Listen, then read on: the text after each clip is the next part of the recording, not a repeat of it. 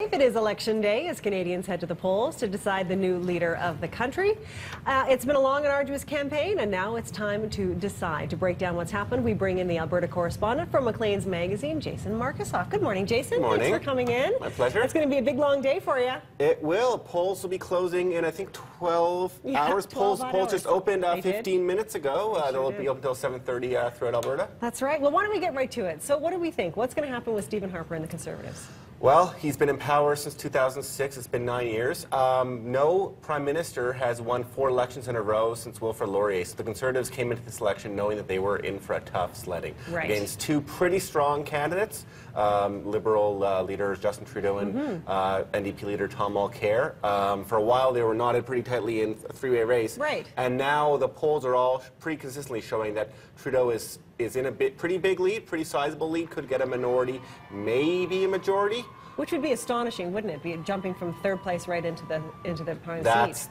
That's fairly unprecedented in Canada, if my history is correct. What do you think? Do you think that's going to happen? Do you think Trudeau's going to do this? So that's the difference between what the polls say, which is a snapshot of people who answer their phone and their email to give polls, and then it's a difference of who comes out, who turns out. We've seen in other elections in the past, Alberta 2012, in Britain, where the turnout is very different from what the polls say. Just sometimes you have voting machines, volunteer machines, getting out their vote more than the other team. So it really depends on who votes. And here in Calgary, there are going to be some really close races, which we never say. Usually we pretend there are to make it an interesting story, but this time there are actually going to be some really compelling races that are very close. I was speaking to somebody in Liberal candidate Kent Hare's camp, and they were saying, oh, I think we'll be up or down by 100 votes.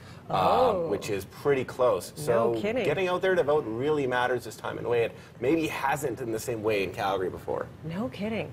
Now, let's talk a little bit about Mulcair. What do you think happened there? Because he was doing really quite well there for a while through the middle of the race, but seems to have sort of tapered off now for a while. What do you think happened there?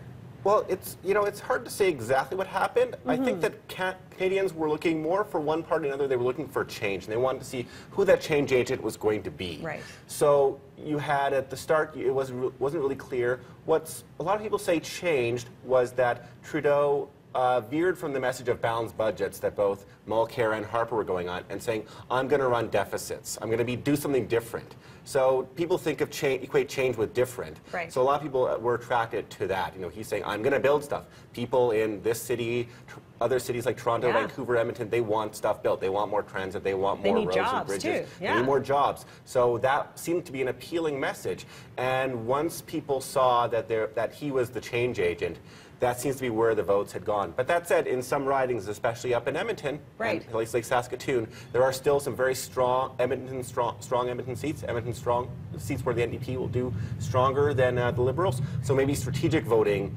while it might go in Calgary to the Liberals, may go in Edmonton to the NDP, if you believe in strategic voting and not voting with what your heart believes. With what your heart believes, right. Do you think there is going to be any big shocker or big surprise tonight?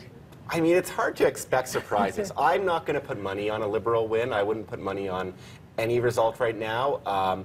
It depends on how the voters get activated. If young people are more motivated to vote, it could go Liberal. If the young people don't care and are busy watching the Jays game tonight, then the seniors dominate. The Tories traditionally do much better with seniors. Right. Well, it's certainly one to watch for sure. It's going to be very interesting. Now, you're going to join us again tomorrow, so thank you for that. But you're also going to be live tonight with City News. That's right. I'm going to be at Harper headquarters here at the TELUS Convention Center in Calgary. It'll be interesting to see how happy or sad he is, depending on this. And we'll be live streaming at macleans.ca. Perfect. That's so great. Jason, thank you so much for being here, and we'll see you again tomorrow morning. It's going to be a very interesting night. You're going to be very tired tomorrow. Yes, I will be. Yes, you will be.